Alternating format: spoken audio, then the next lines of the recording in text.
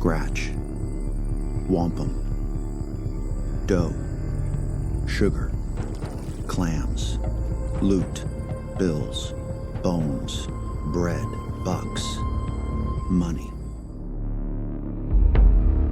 Money is, at its essence, that measure. Here we are on the Ozark Podcast. I'm Jamie G. That's Magnum Mills. We are the hosts of this very fine podcast, and we are here for you, the very fine people. We are going to be doing, well, the Ozark Podcast. Now, I think it's important to know we are going to spoil the shit out of season 1.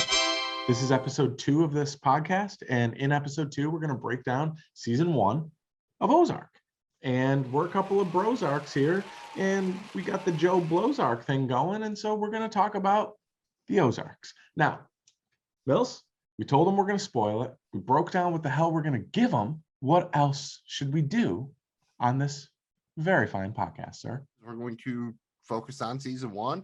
Not going to spend a ton of time on it, but it's been a little bit for a while. I watched it more recently than you have, so I'll try to help you out if you're a little bit vague on any details. Really, what we want to do is I want to break down the pilot, because I think that's important here, especially it's one of these streaming shows where you got to you're going to make a commitment. You want to see how the pilot hits you, and the finale of the season, obviously, because again, that's supposed to set you up, bring you into the next season, and then in between that, we'll kind of just give a little bit of talk about the characters, any particular moments, plot developments we like, shit like that. And that'll lead us into our season 2 podcast, as we're going to break down season 1, season 2, and season 3 before we break down the first 7 episodes of upcoming season 4. So, Megan Mills, as we take a look at this pilot episode, this is, to me, I really enjoyed certain parts of this pilot episode. I thought the way it opened up created a lot of interest and curiosity for me. You've got, Marty essentially watching this homemade porn video on his laptop. You're not really sure what it is yet. I thought that the way that it kind of developed, it got into some shit quickly, but yet there was some background that was given here. Perhaps they maybe added too much, and we'll talk about that a little bit, but I do think that there was some good background where it got into some big major shit and kind of set the tone. And so when you look at it, holistically, I think the pilot episode was pretty damn good, actually. I mean, the pilot episode of this show had a fuck ton to do, because you had to take these people, basically introduce them, move them out of Chicago into the Ozarks, set up the premise of the show, set up the stakes of the show to make sure that you're supposed to feel like, oh, like this is one of those shows where obviously it was the thing at the time, anyone could die. You just had, coming off Breaking Bad, you had Game of Thrones was popular, so you wanted to kind of have the sense of impending doom, and you also wanted to have the ticking clock where you were working towards something. And I think that was one thing I could really feel in the pilot, was all of the kind of the plot machinations, the Netflix algorithm suggestions. It did definitely feel like here's them trying to blend together like Breaking Bad and Narcos quite a bit. And again, I'm cool with like a lot of good stuff is stuff that we already like, that's just kind of remixed and repackaged or whatever. And I'm not necessarily against it, but I don't think that this was the best version of it, especially because, the episode kind of has the big kind of like come to Jesus moment at the end, where like Marty watches his partner get killed and all these people get killed, but he's going to live because he's got to go to the Ozarks, so it kind of undercuts, like, obviously it's supposed to be this tense moment, but like, they're not going to fucking kill Jason Bateman. So, I think it got off on a little bit on the wrong foot to that. But like you said, on the other hand, they had to set up a lot as far as, all the plot mechanics and the money laundering and just why they were going to go to fucking the Ozarks to do money laundering. Absolutely. And, on one hand, though, I do want to give a little bit of credit to that scene, because it was really important for them to, as they're introducing the cartel here, right? And we see Dell for the first time, and we understand that that's, their clients, right? Marty and his partner, Bruce, are financial advisors for Dell, who happens to work for the second largest Mexican cartel in the world. And so you wanted to see, ruthlessness to create some sort of realistic reality around what it would be like to be laundering money for the cartel. But on the other hand, to your point, you're right. There was never really a fear that they were going to kill Marty. And so it was kind of predictable, but I did like the story of, Del kind of telling about, his father caught, somebody stealing, and I think it was and what do you do, and then he kills Bruce's fiance and he kills Bruce. And then, and Marty comes back and answers, you fire her because it's not the first time that she's stolen, and something to that effect. And so I thought it was cool. And it did a good job of showing that, look, these dudes are not going to play around. It is the cartel. This is serious. This is real. They just killed an innocent person and, his partner. And it also means like, hey, we don't give a flying, what about how you're going to get out of this shit. You now got your partner's missing. You got a whirlwind of problems to deal with, trying to liquidate your business to try to give him back the money that they skimmed, the $5 million or whatever it was. I mean, so it creates and sets in motion just a series of urgency and problems that they don't give, quite frankly, a flying fuck on how Marty will solve them. And that's part of the show. And so I think they did a good job of that in that moment. But you're right, it was pretty predictable. There was never a concern in it. And that's what made some of those other shows cool. Is like, oh my God, anybody could die at any minute. Marty was never going to die. Yeah, real quick, circling right back around to that, because you actually, I think, hit the nail on the head. I think it was 8 million, but Del says 5. And that's, I think, the best moment when Marty like realizes, and he tells, like, asks him, like, oh shit, you didn't really know, like, he killed the wife on the bluff to like get the other guys, like. And I think that basically was the best part of driving home the point of how ruthless they were. The fact that he did that on the bluff, basically. That's pretty fucking cold. I do think that it's a scene that also I think I kind of downgrade, because we're talking about all season 1 here. I do downgrade it a bit in retrospect, because you see in the flashback episode that Marty saw the previous accountant get killed right in front of him or whatever. So because he was skimming and Marty caught him skimming, like, this really shouldn't be a fucking, like, again, obviously traumatic to see people get killed in front of you and everything, but he'd literally been in almost a similar situation before. So, that kind of like, it didn't. This is a case where sometimes you have a flashback or whatever, can add like a, depth to a scene or something like this. This kind of took away from it a little bit, because it's like, oh yeah, like he should have, this is what happens when the accountant is skimming. Like, he has definitely seen this before. You're spot on. The scary part, with them, like, obviously, like, him realizing, like, oh shit, they will literally like kill somebody just to find out, like, just not quite for fun, but as just, as a tool. Like, they're not really particularly worried. If it gets them what they want, they don't care who lives or who dies. Yeah, I mean, the fear of death always works, right? And so they did drive that part home. And, I think the introduction of Del was a cool one. And you start to learn more about that through the flashback episode, which you said. And they had to do it for the viewers too. They had to, make you aware, like you said, that they are a real threat. Like, I just think it could be done more effectively. For instance, like when Breaking Bad had like the head on the turtle with the DEA. There are ways you can do that necessarily without kind of just doing like the warehouse slaughter or what have you. But again, it did enough to get you in and set up the premise. It just, that might have actually worked better as part of the flashback episode, I think, than the opener. It might have been almost better to start with them kind of cold in the Ozarks and then work back to that. I think that might have been a more interesting narrative structure. I love it. Well, the pilot was the pilot. Let's kind of move into the season here a little bit, Mills. I mean, I'd love to talk about some of my favorite parts, and I'd love to hear from you on what really worked for us here. I mean, the introduction to the Langmores, I thought, was really well done, and it created yet again another immediate problem.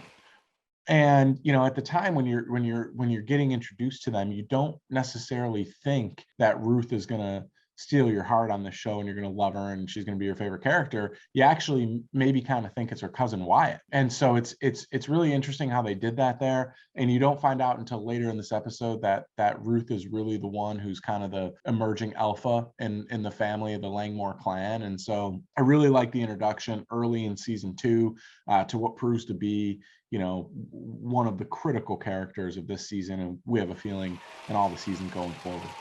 We don't have a feeling. We might know.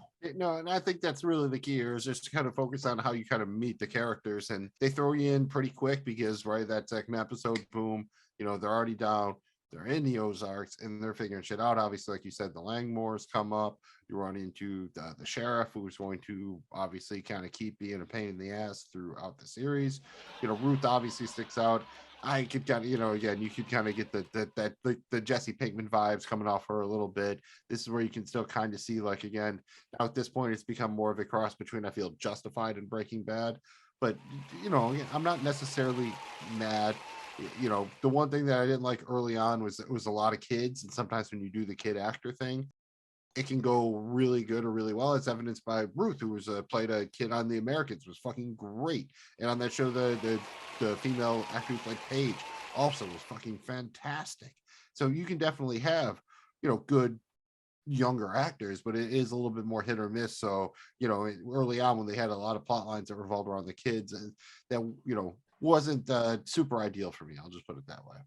And we'll talk about some of our dislikes, but it's interesting because I kind of like that they introduced the fact that the family is aware and they had to kind of tell the kids what's going on early on here. And that happens in season 1, because it's also really annoying from just a standpoint of like, okay, there's no way this is humanly possible that the wife doesn't know, and that the kids aren't, wondering and rebelling why we just upped and moved. Like, I like that they did that, but it begs the question, was it worth it? And I think one of my dislikes, and we'll talk more about this later, but just one of my dislikes was Charlotte, to me, was really annoying and whiny, and I worried about her and how that character would develop throughout the course of the show. And quite frankly, Jonah, their son, he was just quiet as fuck.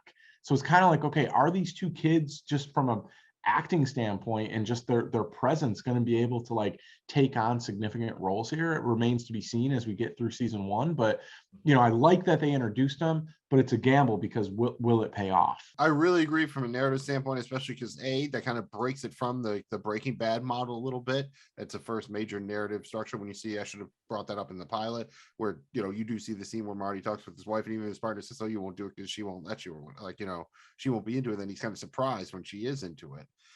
In the kids, yeah, it at least gives them agency and doesn't make them dumb. The Sopranos kind of did a good job with this, where like Meadow, when you first open the series, Meadow knows, but AJ kind of doesn't. And Anthony Jr., and she tells him, like, he Googles is like, he might have even like Lyco searched his dad, or maybe Yahoo did best, but maybe not Google. But you know what I mean? Then he like, he has that, oh, what's the mafia or whatever. I do really like that they got the kids. If you're going to have them involved, at least get them involved in the main plot, and don't make us focus on like their dating life or some shit. Yeah, to me, that was I like the early involvement here with the family. And also I think they desperately needed to try to find a way to create that thing that every other show where you root for the anti-hero has, right? They wanted us to care about Marty, Wendy, Charlotte, and Jonah, and it's a delicate balance here from a writing production standpoint. When you're making this show, we did not want to see Tony Soprano die. You kind of wanted Walt to get away, even though Walt turned into a huge, massive piece of shit, right? The Americans. On one hand, you wanted Philip and Elizabeth to be caught for betraying America, but on the other hand, you wanted them to get back to Russia or something and just be okay, right? And I'm sorry if I'm spoiling any of those shows for anybody. They should go watch them. But the thing for me here is, I think it was a good idea to involve the family early on. So now we've got a family element and we've got kids, and that, if that doesn't pull on your heartstrings, then you're just a cold son of a bitch. So I think it was important to do, just to create that sense of like, I need to care about this family to continue to build that suspense. Mills, another thing for me is I really like the steady but gradual introduction of the cast of characters once they get into Ozark. And it's not like it's like, hey, every episode we're going to get a new character, but son of a bitch, it kind of felt that way. Like this was a cool season for me, where a lot of shit, you find out a lot of stuff. A lot of people get introduced, things like that, but they also do a good job of building the core characters out. And you start to kind of get more development there with some of them. So I really liked how they, for example, they introduced the Blue Cat, the lounge, the bar. They introduced Lickety Splits. We get all the way at the end and we start to get the Sneeds. Like, they did a good job of gradually giving us new characters, but allowing us to get to know those characters in throughout the season here. And I thought that was a real success that they had. Yeah, I'll agree with that. I mean, again, this seems to be one of those things maybe where you can make the argument that you can make a tighter season out of this in 8 episodes. But they did, you know, especially we'll get to one of, you know, my favorites right here, and that's when they bring in Buddy. Like I could already tell, like again, this is an actor you've seen in a lot of things. He's just fun. And you know, again, maybe they take little plot liberties with him in the future, but like he's a fun character, and you can already tell, like, oh yeah, they're gonna live with this guy. This is going to be a good time, and especially because it is kind of a show that is like it's a little bit dark overall, both thematically, in its storylines, in the way it looks, and he's kind of like a little bit of light there. He's kind of the rainbow. So I fucking love Buddy, dude. Buddy's fucking great. Dude, give me more Buddy. I mean, my notes are literally Buddy, all caps, Buddy is kill. I mean, the dude is, you're right. He adds, again, a little bit of a soft touch here, and you like to see him gradually the family start to enjoy him and care about him. It starts off so ridiculous and outlandish, you know, with him taking his naked swims and all the stuff he does. You really root for Buddy. I think that's a great side character in this show. Really big deal for me was the addition to Buddy, and it does warm it up a little bit, you know, in my opinion. Another thing, dude, can we talk about for a second the scene where Del is torturing Marty and he literally pulls his toenail off with a pair of pliers? I mean, absolutely ruthless. That was some straight up, you know, like True Blood HBO shit, dude. Like that was, you know, it wouldn't surprise me to see that on an episode of Game of Thrones. I mean, you know, they didn't show him flaying the dick, but I mean, you got the point. Like this was very graphic and it was a very good scene. However, as much as I love this scene, this pissed me off because literally minutes after Marty gets his toenail ripped off, he's running around and it's like it never happened. And it's like, dude, if you ever got your fucking toenail ripped off, your ass ain't walking, bro. On your big toe with all your balance, you ain't walking.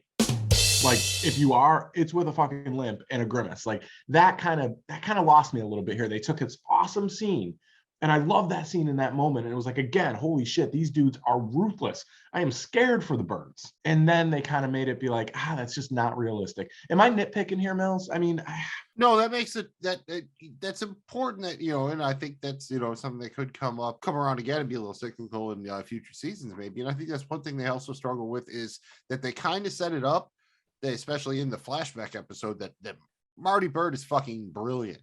Like he is like the best fucking guy at this shit. Like he is the Walter White of it again, for lack of a better, like he's the best money launderer you could get. But then he does stupid shit all the time because the plot needs him to do stupid shit. You know, I know at the beginning, like they have the whole thing where he's not sleeping, but it honestly seems like just a plot device to allow him to do stupid shit that he normally wouldn't do. You know, and that's a little bit of problem the show has, is there's a little bit too many narrative things where they want to do something, but they've set up these characters who are supposed to be smart and but then they have to do these dumb things to make the plot things happen, or it just has to be incredibly convenient. I think they get better as the show goes on, like you said, but I think it's one of those things, like when it works, it can work really well, but there are times too where you're like, dude, Marty's supposed to be this smart guy. Like, why is Ruth like right all the time? Like, you know, why is she right like 5 times in a row and Marty's wrong? Like, isn't he supposed to be smarter than that? And speaking of Ruth, give me all the Ruth. Give me Ruth by herself. Give me Ruth with any character. Ruth, throughout the course of season 1, became my favorite character, and it wasn't even close. Shout out Julia Garner. Did you the real MVP? Honestly, like, yeah, you were immediately one of my favorite parts. And, you know, yeah, I think there's an analog for her on Justified, but, you know, she does it very, very well. Yeah, she's absolutely brilliant in this. And again, you know, as the season went on, I was like, man, give me more Ruth, dude. Like, give me more Ruth. And we talked about this a little bit, and it's worth bringing up here. It was weird because both of us kind of felt this way when we were watching this. We couldn't figure out if Ruth was supposed to be 16 or 25. And I think part of that is because we were both big fans of The Americans. And, you know, in The Americans, Ruth, Julia Garner, she plays a minor, like a 14 or 15-year-old girl, and it's this really kind of tough relationship and role that she plays that's hard to watch.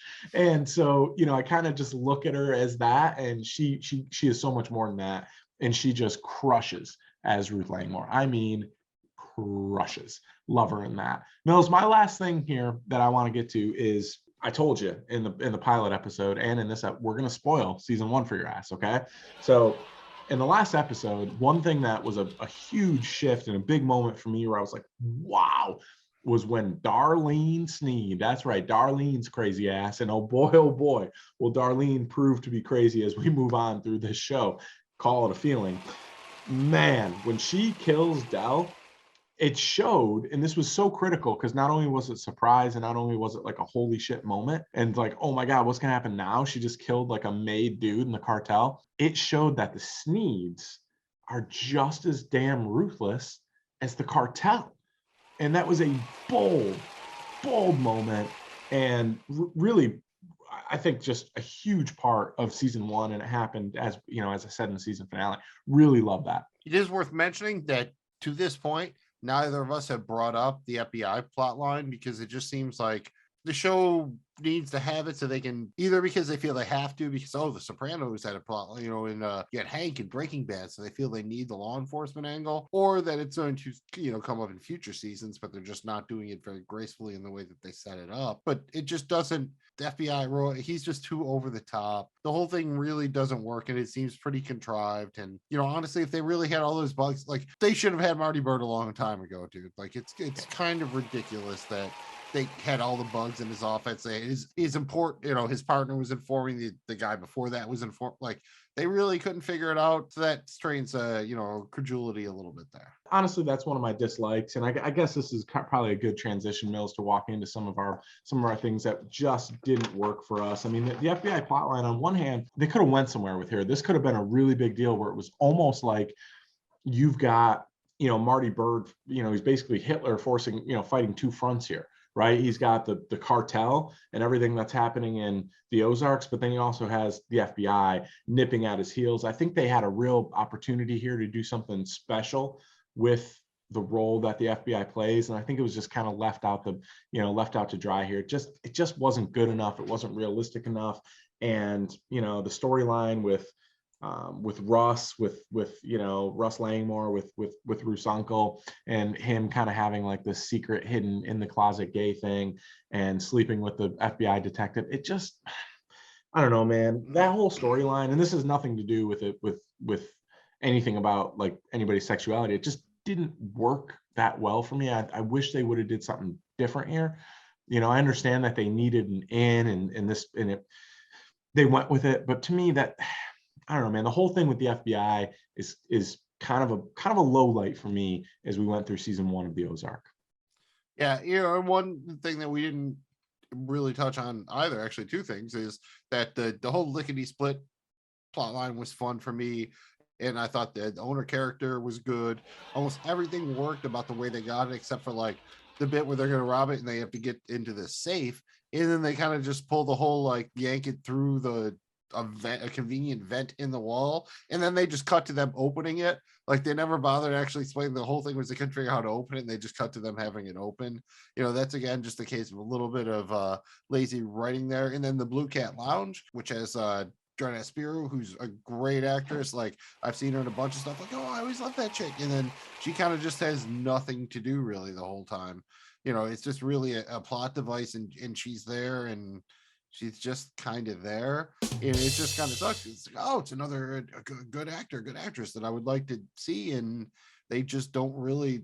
Again, they're trying so hard to introduce all these things, they can't properly service them all. Yeah, and I think it's tough because you've got a bunch of different side characters and they're all important, and Marty desperately needs to be putting this money into businesses so he can start to clean it. With that comes a bunch of different characters, but I think it's hard and challenging to get as much of them as you want, and hopefully that's something that where we see in season 2 and 3. Maybe she plays a bigger role, or some of the other folks that are introduced in this season play a bigger role. But, very much so seemed like this first season, they were kind of, I don't want to say they were figuring it out as they went along, but I think in some respects, they were kind of figuring out what really worked and which storylines that they wanted to go with as they moved in to season 2 and beyond. Yeah, and I mean, that's kind of the key here. I mean, for whatever you want to say, this show did exist as something the Netflix algorithm spit out based on shows that people liked, and they got Jason Bateman to do it because they had a pre-existing relationship with him. That doesn't mean that it can't grow beyond what its origin story was here. And I do want to say that I did pretty much enjoy the origin story. It was kind of about what I would expected, but it's still pretty it worked pretty well for me, at least as well as a flashback episode can do. They've been done a lot, especially over the last decade or two. That they're fine as long as they kind of like build on the current plot. I don't mind them, or especially if they kind of set up, oh, how did they get into this? And here, it's they kind of do it for the money. It's not super interesting.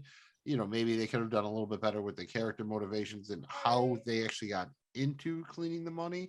But still, it makes a fair amount of sense why they did it, and why anybody would, because hey, money. I think the one thing that, again, that I talked about before is they're a little bit inconsistent on the level of intelligence that Marty has, and ditto kind of Wendy. She a little bit kind of conforms to the story. Sometimes she wants it, she wants it all and everything, and other times she's kind of just like, oh, why aren't you a better dad or whatever? Or it's just not as consistent as I would like it. And I would say, the two other things here probably are we had Jonah, the whole plot line where they were worried about him. First, he's killing animals and they're worried, and then it's cool. And he gets the rifle. They kind of set that up a little ominous, and obviously comes back into play in the season finale when the cartel guy shows up and he, pulls the rifle and pulls the trigger despite the fact that it's unloaded. And, shout out Buddy, because Buddy unloaded it, so then he takes care of the guy. Which kind of all of a sudden, like, oh, who is this random guy that they happen to live with? Because he was in theory a random guy, but I love Buddy, so I'm not going to complain about that. Yeah, no, more Buddy. Buddy's good.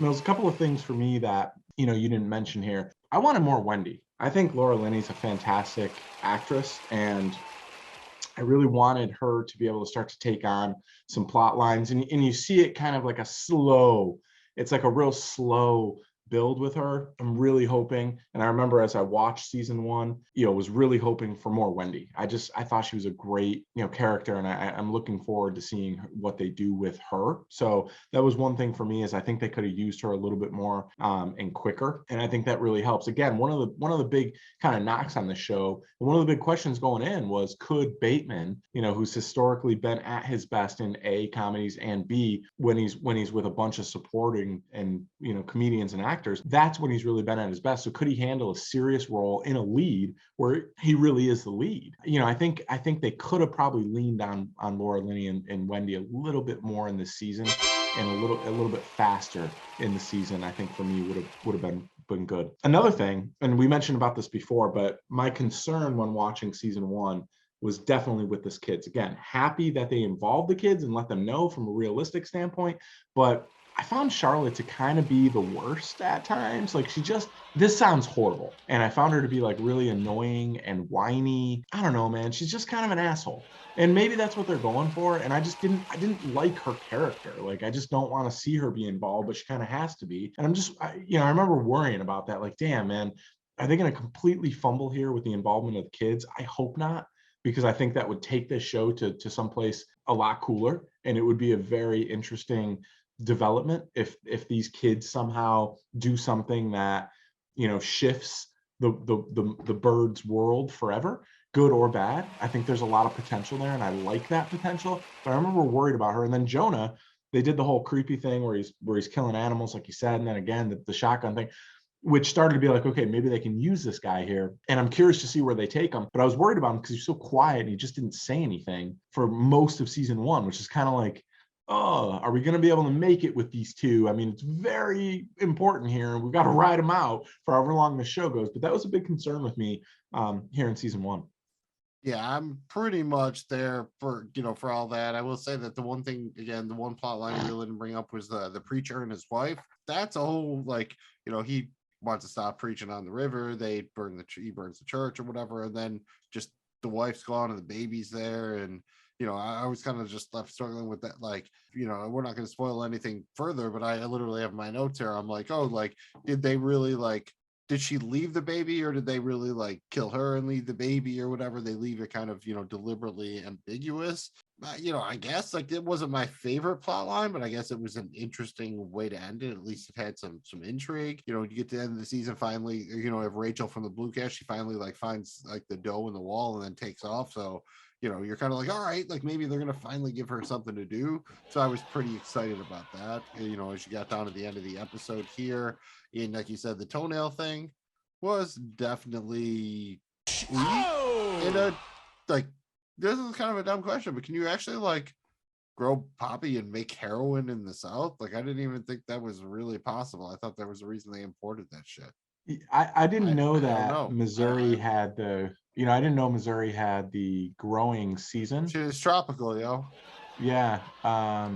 They must have, it must be just some clean, random soil up there and up on that land that the Sneed own. Yeah, maybe a little bit of something. You know what's weird about that though? It wasn't a big deal. Like it just, you just kind of went with it. But you're right. Like, I don't know that that's even possible. Like, even if you wanted to, like, I don't know that you could. I'm sure people have tried, but I don't know that you can. I think that's why, like you said, the import business is so important here. Very strange. Yeah, it just seems like they had like a tax credit to film it like somewhere or something, and they built it around that. Like, it just like, just a little bit of the right things. But again, I don't want to tear it apart, because I do think that ultimately, once you kind of hit I think season or episode 7 was the flashback episode that did kind of set the plot into a little bit higher gear and got you kind of excited for season 2, especially when at the end here, Marty makes the whole pitch with the Riverboat Casino and everything.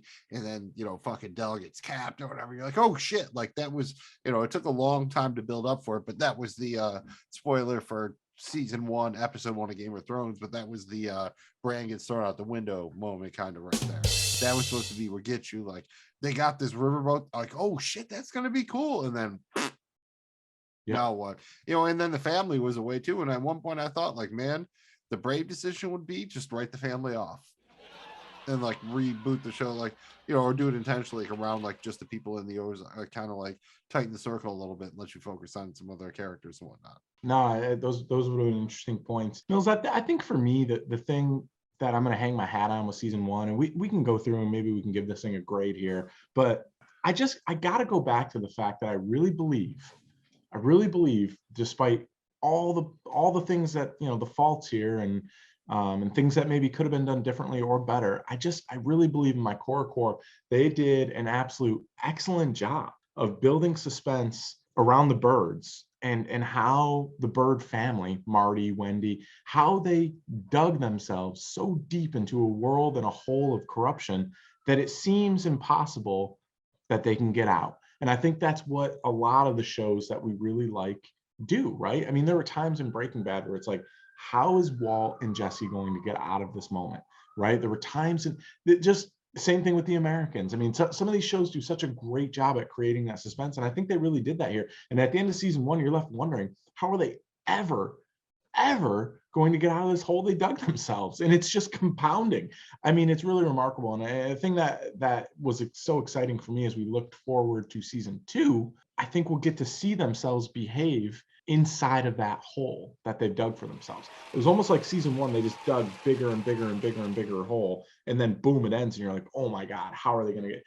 And we get to find out. And I think they, throughout the season here, they did a really good job of that, in my opinion. Definitely is probably something where this is kind of still back in the day when almost everything got a second season from Netflix, and especially because Bateman had pre-existing relationships. So my guess is the writing staff felt pretty confident they were going to get a season 2 when they wrote it. And again, because it's a binging thing, so you want to make that kind of season 1 finale flow into the season 2 premiere nice and easy. So I think that all makes sense. And to break it down, the first season of this show is probably its weakest as I've seen so far. It's not bad, but it definitely does have that. For a while, it kind of feels like, again, like a computer tried to be like, let's mash Breaking Bad with Narcos and Justified and make a show out of it, and maybe throw a little Americans in there. And we all like ingredients. You like cheese, you like garlic, you like various meats and seasonings, but if you put them all in the same stew, sometimes it just doesn't work. And I think the key is here that they've tried to find a way to kind of simmer the stew a little bit as they go on and kind of get down to the more important ingredients, instead of kind of just trying to be parts of, all of those other things that you've liked in the past. Well, as our very own Soup Deuce of the Joe Blow Football Show would tell you, sometimes you can put a little too much seasoning in the stew, and the soup can get convoluted. And perhaps they might have did that here, and perhaps that trend will continue. Mills, we've gone through the things that worked for us and things we liked. I think we did a good job of addressing, the way that the the season started and the way it ended. And we talked about some of the things that we wish were different, that we would have done differently, or didn't like. Should we give this thing a grade for season 1? And before we do that, let's put guns to our proverbial dicks here, and let's just make a bold decision. Did they do enough in season 1 for you to be in and excited? That's important. In and excited for season 2. Gun to your deck. You shot me in the dick! As long as, and I think it did, like the next season was going to come out in a realistic amount of time. Yeah. Like this is one of those things, if you'd made me wait around like 2-3 years for the second season, I don't know if I would have got there. That's what she said. Like in a traditional like television sense where this happened in May and then they come back in September, like that kind of deal. Yeah. And again, because I like the general concept and the people involved and everything, so you're willing to give it a chance. And again, that's kind of one of the things Netflix is working for you. Once you pay the subscription, doesn't matter if you watch it or not, you're paying the same amount. So it doesn't sound like a ringing endorsement, but again, I think this is a show that you can kind of see where it started, but by the end of the first season, it was trying to start to strain to become maybe what it could be, like its better version of itself. Yeah, I think that's probably fair. And this will be an interesting one as we get through all 4 seasons and see this story conclude with the birds. And the bird will be the word. I guess we'll get to get an idea and maybe rank the seasons. And maybe I think that's better than trying to grade them now. That's after we've kind of talked about all 3. When we're talking about, looking back at the first 3 seasons, what we want out of season 4, maybe we can reflect on these first 3 seasons a little bit more effectively. Absolutely. Well, look, man, I'll start us off. For me, it was, it did get me there, and it did have me excited and wanting to know what the hell's going to go on here, how they're going to get out of this mess as season 2 rolled around. So for me, I was there, but I do agree with you that it started off as one thing, and then it grew into like, oh man, this has some real potential here for what it potentially could be. And keep watching, keep listening to the Ozark podcast, and we will tell you if it was or wasn't as we get into season 2, 3, and beyond. Mills, I think it's time to grade this bad boy, man. Season 1 of the Ozark, right here on the Brozarks, the Joe Blowzarks, the Ozark podcast, if you will.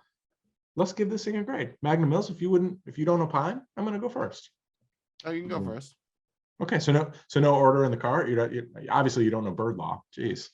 For me, access denied. I'm going to give this thing just a straight like 10 is like the best thing I ever watched ever. 1 is Coming to America 2.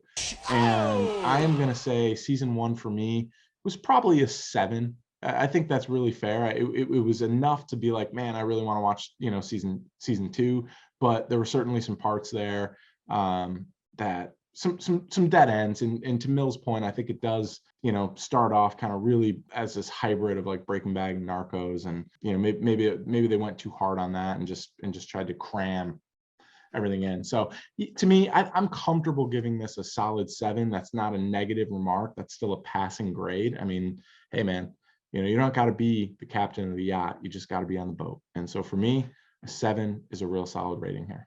Exactly about where I would be with it here. It's, it's not quite perfect, the perfect gateway drug, but it's a solid C plus. Solid C plus for Magnum Mills. Guys, this has been the Ozark Podcast, Season 1 review. This is episode 2 of this podcast series that we're doing. I am Jamie G, Esquire V, MD, Master of Surgical Arts, if you nasty, and sometimes I will make your money disappear. They call me a street magician. He is Magnum Mills, also known as the Mathematician, amongst other things. And Mills, where the hell can they find all of our free content? You can find all of Jamie Glow's patients either in Fantasyland or the morgue, depending on how morbid you are. You can find all of our content at joeblowfootballshow.com. Brings you right to our YouTube channel. When you're there, if you could please like this video and subscribe, that would help us out a lot. If you want to just listen to the podcast or on your favorite podcast streaming platform, just search for Ozark Podcast. We're on social media at Ozark Podcast. Our main show has our own social media feed on Twitter, Instagram, yada, yada, yada, at Joe Blow Show. We do a lot of fantasy football, dynasty, DFS wagering content. You can find all of that on social media at CSAGAPFF. And we've also been covering the record-setting 15th season of It's Always Sunny in Philadelphia on our podcast, Night Pod Cometh. Find that again on your favorite podcast streaming platform by searching for Night Pod Cometh or on social media at Night Pod Cometh. I'm Magnum Mills. That's Jamie G. Make sure your money is clean. We'll be back with the next episode when we cover season 2 of Ozark.